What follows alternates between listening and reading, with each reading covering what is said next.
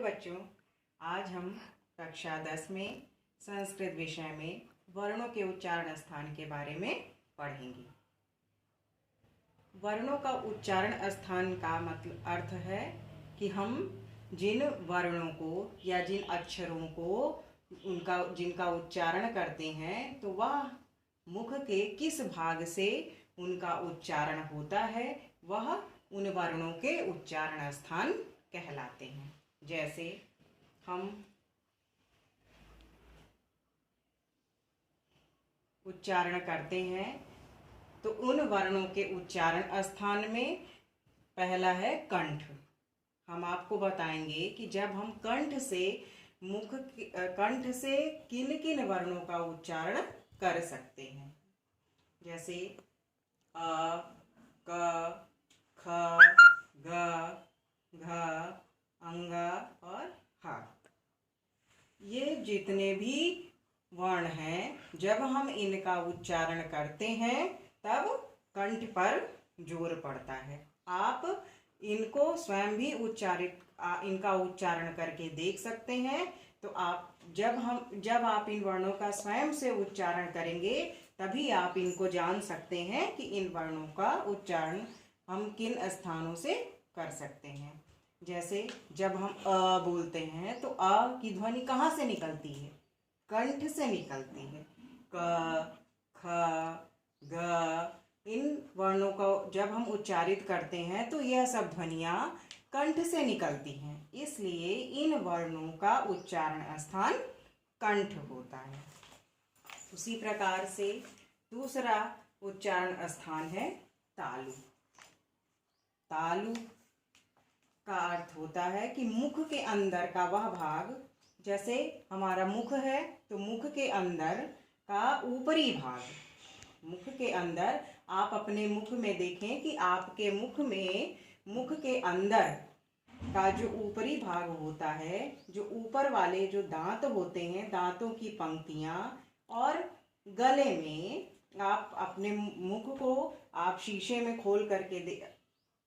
में अपने मुख को खोल करके देख सकते हैं कि जो आपके ऊपरी दांत हैं और गले के मध्य आपको एक घंटी जैसा आकार दिखाई पड़ता है। तो वह स्थान जो है वो तालु होता है, और उसके नीचे हमारी जीभ रहती है, उसी को हम तालु कहते हैं। तो यह जो तालु होता है, तालु से हम ई, च, छ, ज, झ, इया, या और श, इन वर्णों का उच्चारण तालु से करते हैं। अब आप स्वयं इन वर्णों को उच्चारित करके अनुमान लगा सकते हैं कि यह जो वर्ण है वह आपके मुख के किस भाग से इनकी ध्वनियां निकल रही हैं। फिर तीसरा उच्चारण स्थान है मूर्धा। मूर्धा, अब आप सोच रहे होंगे मूर्धा मुख के किस भाग में आता है? तो मूर्धा मुख के अंदर का तालु और ऊपर के दांतों के पीछे सिर की तरफ का भाग होता है, जिसमें जीभ पलट करके जीभ का जो आगे का हिस्सा होता है वह उससे उलट करके छूता है। वह स्थान मूर्धा कहलाता है। जैसे जब हम री का उच्चारण करते हैं तब हमारी जीभ जाकर के उस स्थान पर छूती है। ट, ठ, जब हम इन वर्णों का उच्चारण करते हैं तब हमारी जिह्वा पलट जाती है और मुख के ऊपरी भाग में जो ऊपरी दांत होते हैं उसके पीछे जिह्वा का जो आगे का सिरा होता है वह उस स्थान पर जाकर के छूता है, तो वह स्थान मूर्धा कहलाता है। तो मूर्धा में हम री, ट, ठ, ड, ढ, अण, र और श, जब हम इन वर्णों का उच्चारण करते हैं तो वह हमारे मुख के मूर्धा भाग से यह ध्वनियां निकलती हैं। इसलिए यह जो वर्ण है री, ट, ठ, ड, ढ, अण, र और श, इन वर्णों का उच्चारण स्थान मूर्धा होता है। फिर अगला आपका उच्चारण स्थान है दंत। दंत तो आप सभी जानते होंगे, दंत का अर्थ है दांत। इसका मतलब है कि जब हमारी जिह्वा इन स्थानों पर जाकर के दांत हमारी जिह्वा जब दांत में लगती है तब इन वर्णों का उच्चारण होता है। जैसे री, त, थ, द, ध, न, ल और श। जब हम इन वर्णों का उच्चारण करते हैं तब हमारी जिह्वा दंत से छूती है, इसीलिए इन वर्णों का उच्चारण स्थान दंत कहलाता है। अगला आपका उच्चारण स्थान है ओष्ठ।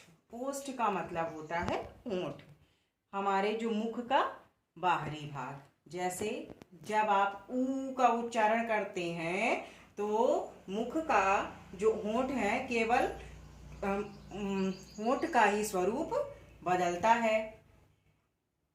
तो और उसी प्रकार से जैसे प, फ, ब, भ, म, जब हम इन वर्णों का उच्चारण करते हैं तब हमारे होंठ का आकार बदल जाता है। और हम इन ध्वनियों को जब आप उच्चारित करके देखेंगे तब देखेंगे कि जब हम इन वर्णों को उच्चारित करते हैं तब हमारे ओष्ठ पर जोर पड़ता है। एक बार आप स्वयं इसका उच्चारण करके देखिए, ऊ, प, फ, ब, भ और म। उसी प्रकार से आगे देखिए, अगला उच्चारण स्थान है नासिका। नासिका का अर्थ होता है नाक। नासिका के अंतर्गत आते हैं हमारे इया। तो जैसे जब हम इया का उच्चारण करते हैं तो लगता है कि यह जो हमारी इया ध्वनि है वह कहाँ से निकल रही है, नाक से निकल रही है।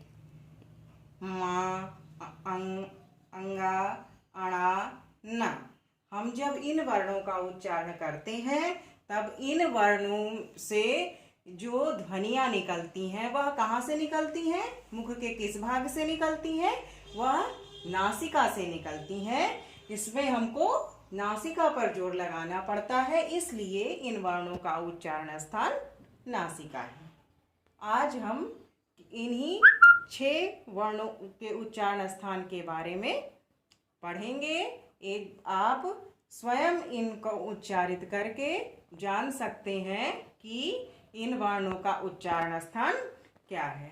इसके बाद अतिरिक्त अगली कक्षा में हम अभी 3 और वर्णों के उच्चारण स्थान हैं जिनको हम अगली कक्षा में पढ़ेंगे।